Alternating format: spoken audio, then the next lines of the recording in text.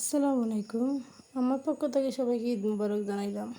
তো হ্যাঁ, এখানে আজকে তো সবার ঘরে ঘরে গরু মাংস তারপর মজায় মজায় খাইবাই, মজায় মজায় রানবাই। তো আজকে আমি কিরা রান্নাম আপনার সাথে ভিডিওটা শেয়ার করলাম আর কি।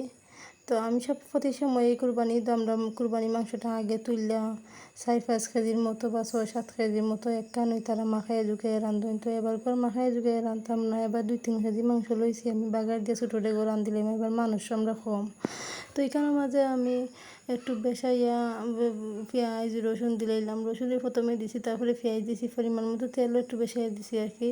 তারপরে এখানে আমি আদাও দিলেছি, লবণও দিলেছি পেঁয়াজ মজার লাগে। তারপরে এখানে আমি লং, এলাচি, দারচিনি, তারপরে তেজপাতা সব গরম মশলা দিলেছি। আর গরম মশলা ছাড়া তো গরু মাংসের মজাও নাই, গরম মশলাও লাগে আসলে গরু মাংস রাঁধতে হইলে। তো এখানে আমি একটা বাটির মাঝে 2.5 চামচের মতো হলুদ গুঁড়া লইলাম, 3 চামচের মতো বাহর গুঁড়া লইলাম, 1.5 চামচের মতো জিরা গুঁড়া লইলাম। আর গুঁড়া মরিচ তো আমার এটা জাল না ছাড়া তো আমার মাংস খানিও হইতো না। আমার জাল না লাগলে মাংস মজাও লাগে না। কেন 3 চামচ পরিমাণ আমি গুঁড়া মরিচ দিলাম। তারপরে একটু সামান্য পাঁচফোড়নের গুঁড়া দিলাম। তো সামান্য একটু পানি দিয়ে গুললে আমি ছাড়িয়ে দিলাম ডেগোর মাঝে। মশলাটা তখন যে সুন্দর ভাজা হয়েছে, ব্লেন্ডারের মশলা একটু মচমচা হইতে বা ভাজা হইতে একটু সময় লাগে না, বেশ বেশ লাম বই থাকে।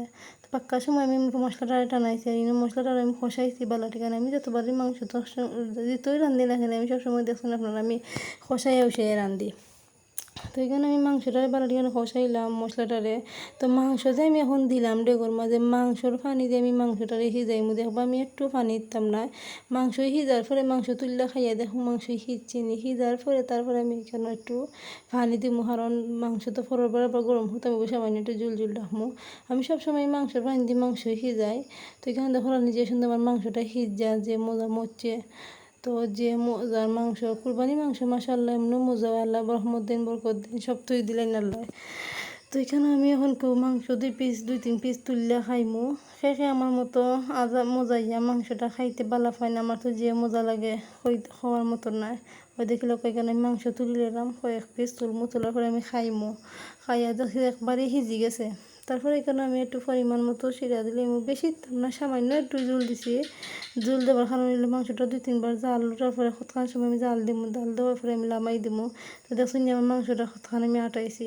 তো আমার মতো খেয়ে রাঁধছেন সবাই মাশাআল্লাহ হইবা। আর আমার ভিডিওটা লাইক কমেন্ট শেয়ার করবা, যার যার কাছে ভালো লাগে। আমার ভিডিওগুলো যদি আপনার কাছে ভালো লাগে আপনারা ভিডিওটা শেয়ার দিবা। আল্লাহ হাফিজ।